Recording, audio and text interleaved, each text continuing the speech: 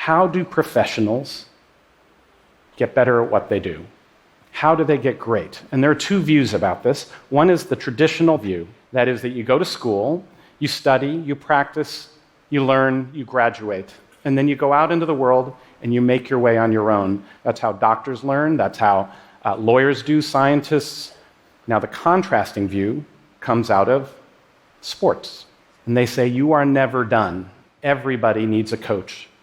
The greatest in the world needs a coach.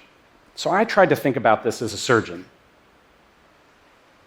Pay someone to come into my operating room, observe me, and critique me.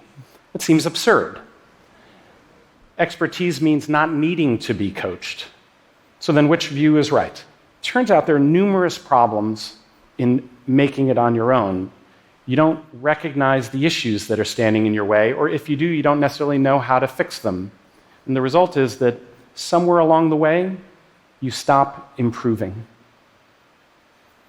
And I thought about that, and I realized that was exactly what had happened to me as a surgeon.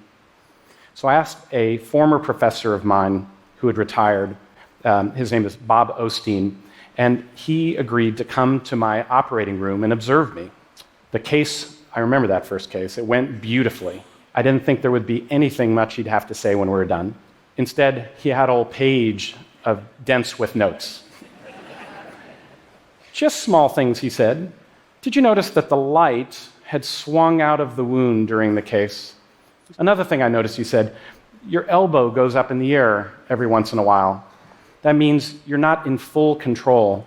It was a whole nother level of awareness. He was describing what great coaches do. And what they do is they are your external eyes and ears, providing a more accurate picture of your reality. They're recognizing the fundamentals. They're breaking your actions down and then helping you build them back up again. After 2 months of coaching, I felt myself getting better again.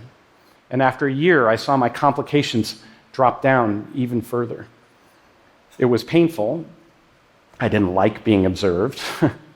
And at times, I didn't want to have to work on things. I also felt there were periods where I would get worse before I got better.